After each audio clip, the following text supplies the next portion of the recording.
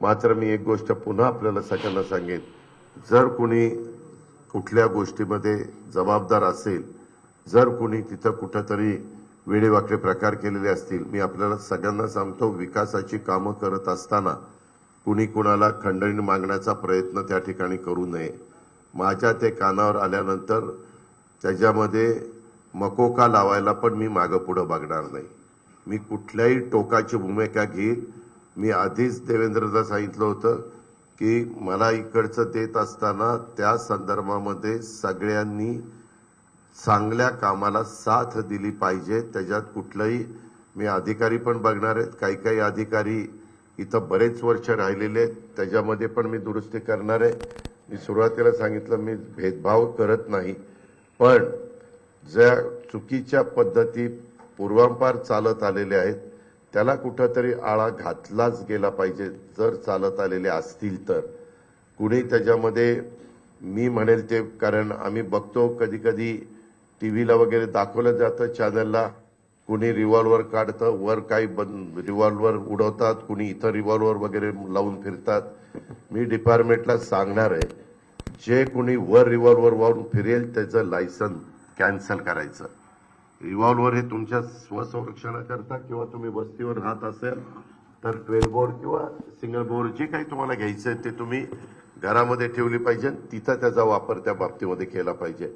हे जे रीळ तुमचे बनतात ना, ते पण मी खपून घेणार नाही. मी सगळ्याला नियम सारखा लावणार आहे. ह्याच्यामध्ये मला टार्गेट करायचं नाही, परंतु बदल झाला पाहिजे हे मलाही जाणवलं पाहिजे, इथल्या सर्वसामान्य नागरिकांना पण जाणवलं पाहिजे. इथल्या लोकांनाही कळलं पाहिजे की नाही बाबा ह्याच्यामध्ये बदल.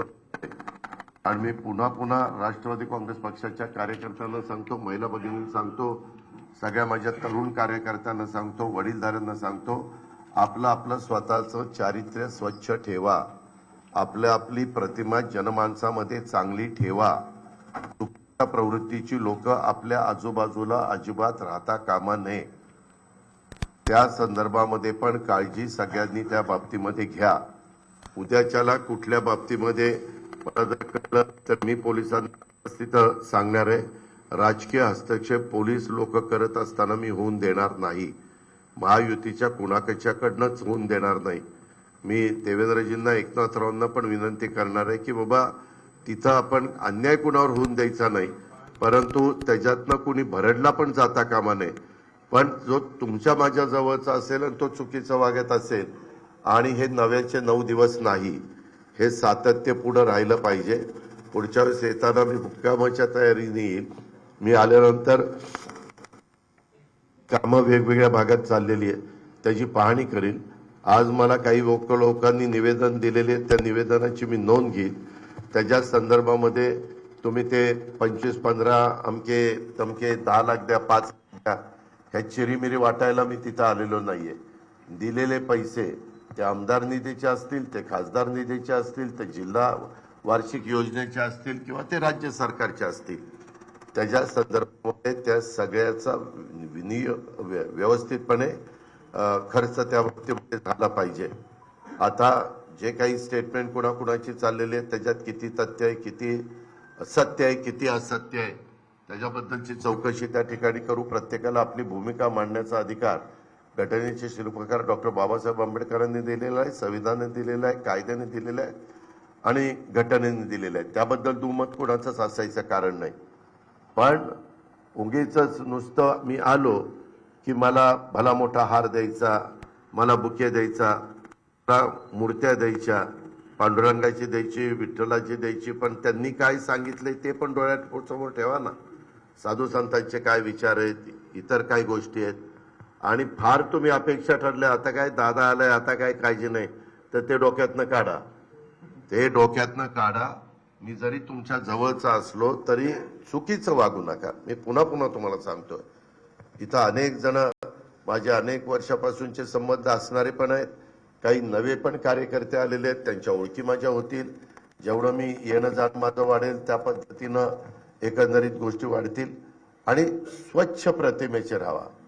लोकांनी असं म्हटलं पाहिजे की बाबा खरंच ही लोक व्यवस्थितपणे काम या पद्धतीनं आपण पुढे जाण्याचा प्रयत्न करू. आपल्याला कुणाचाही अवमान करायचा त्याच्यामध्ये जसं पुढे येईल तसं बाबा व्यापाऱ्यांची एखादा मिटिंग एकदा घ्यायची, डॉक्टर मंडळींची, वकील मंडळींची, तुमचं काय तुमचं काय म्हणणं आहे. कामं करताना फक्त पुढाऱ्यांना कामं केली जात नाही, त्याच्यात वेगवेगळ्या क्षेत्रात, परंतु ज्यांचा राजकारणाशी संबंध नाही पण समाजकारणाशी संबंध आहे, जनतेशी संबंध आहे, त्यांच्या डोक्यात काय आहे, त्यांच्या मनात काय आहे. कधी काही पत्रकार मित्रांना घेऊन तुमच्या काही सूचना आहेत, कधी काही साहित्यिक असतात, काही कवी असतात, वेगवेगळ्या क्षेत्रातले साहित्य, कला, संस्कृती अशा वेगवेगळ्या क्षेत्रामध्ये काम करणारा वर्ग असतो. त्या पद्धतीनं आपल्या इथल्या इमारती काही मला आता दाखवत होते, जिल्हा परिषदेची इमारत झाली ना, आता ज्या काही चालू आहेत त्याचं पण एलिव्हेशन, त्याचं साईड एलिव्हेशन ते कसं चांगलं राहील. उद्या 50-100 वर्ष टिकले पाहिजे. मी परवा जालन्याला पण गेलो होतो, त्यावेळी जालन्याला पण मी माझ्या पद्धतीनं पाहणी केल्यावर तिथल्या चीफ इंजिनियर आणि तिथल्या कलेक्टरला काय सांगायचं ते सांगितलं. आता कालच चंद्रशेखर बावनकुळेंनी सांगितलं की कलेक्टरनी दर आठवड्याला काही गावांना व्हिजिट दिली पाहिजे, तहसीलदारांनी दर आठवड्याला, प्रांतांनी दर आठवड्याला काही गावांना व्हिजिट एक दिवसाला दिलीच पाहिजे. ज्या काय आता 100 दिवसाचा कार्यक्रम मुख्यमंत्र्यांनी दिलेला आहे त्या कार्यक्रमाची जी रूपरेषा आहे त्या पद्धतीनं काम चाललंय का नाही, कुठं काम थांबलेलं आहे, का थांबलेलं आहे, काय अडचण आहे.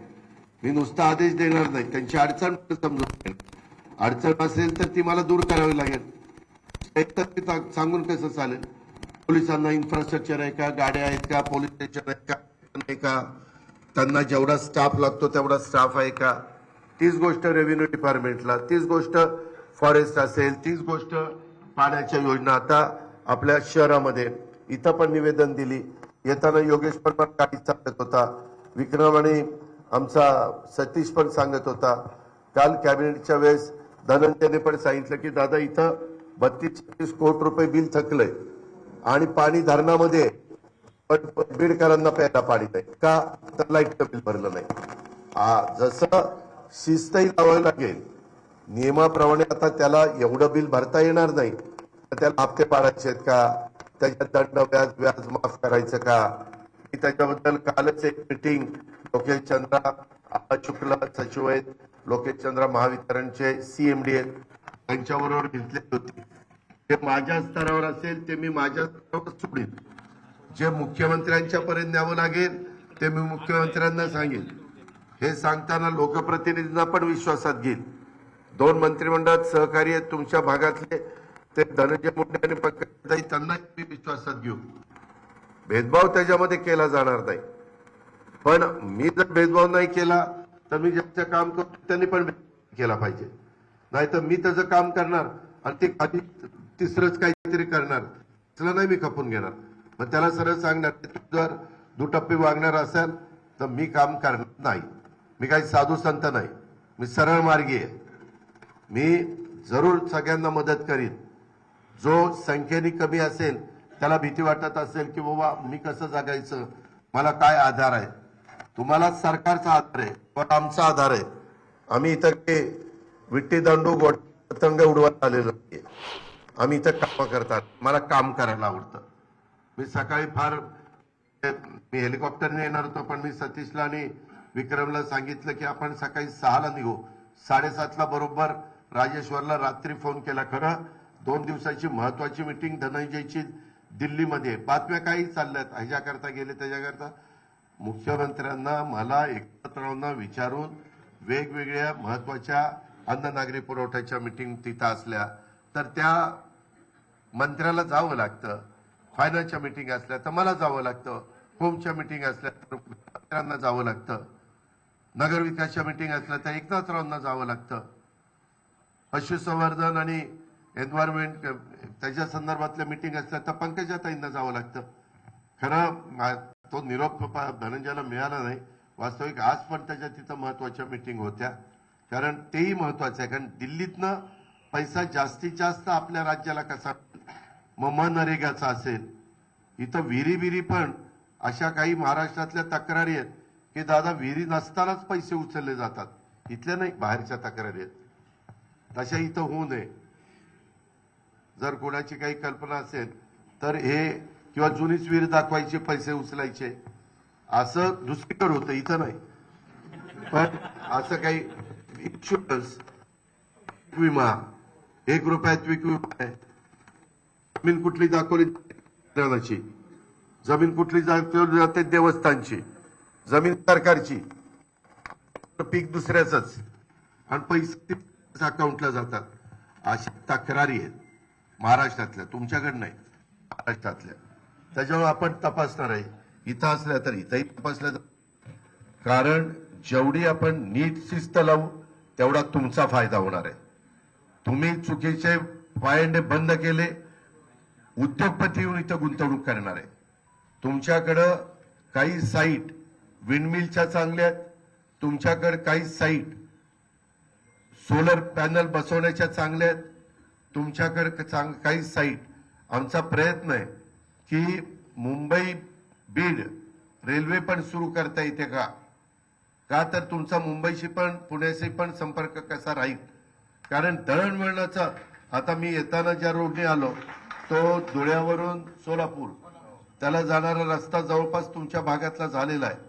आता येताना बघितलं गावामध्ये डिवायडर काही अर्धवट सोडले गेलेले आहेत. मेन कॉन्क्रीटच्या रस्त्याला साईड गटरच काढलेली नाहीयेत.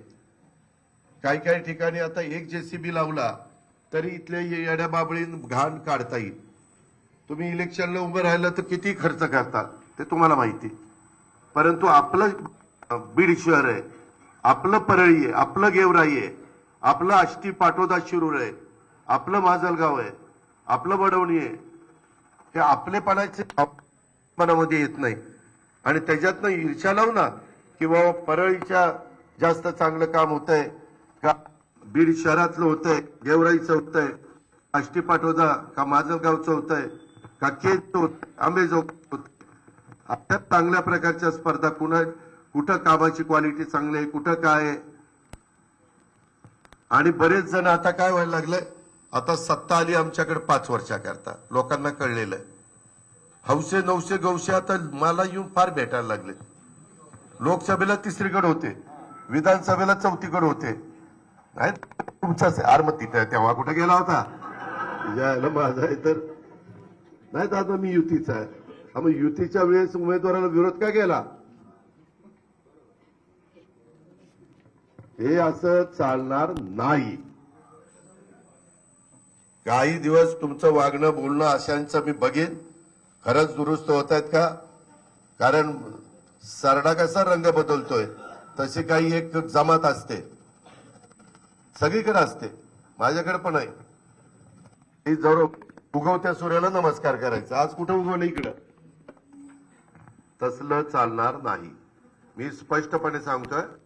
राजेश्वर मी तुझ्या देखत सांगतोय, लोकप्रतिनिधींच्या देखत सांगतोय. उद्याच्याला परत कुणी आलं नाही दादा एवढ्या वेळेस पांघरून आला, पांघरून फाटून गेले माझं, एवढ्या वेळेस पदरच राहिला नाही आम्हाला, असलं अजिबात चालणार नाही. तुम्ही तुमच्या कार्यकर्त्यांना पण खाली सांगा, नको बाबा आता उगीच आपलं स्वतःसारखं सरळ वागूया, चांगलं वागा. मी तुमच्या मागे पूर्ण ताकद उभी करीन, तुम्हाला कुणाला वाऱ्यावर सोडणार नाही. पण चुकीचं वागला तर तुम्हाला कार्यवाही केली जाईल. तुमच्यावर जे काही नियम आहेत त्या पद्धतीनं कलम लावली जातील. सातत्य ते राहिलं तर मकोका पण लावला जाईल. कारण 3-4 केसेस एखाद्याच्यावर लागल्या, 4 एक गंभीर स्वरूपात, तर ते होतं. बाहेरचे गुंतवणूक करायला विंडमिलवाले येत आहेत, त्यांना जर कुणी खंडणी मागितली इथं नाही तिथं नाही, हे कुठं सरकारच्या रस्ते अडवलेले पण चालणार नाही.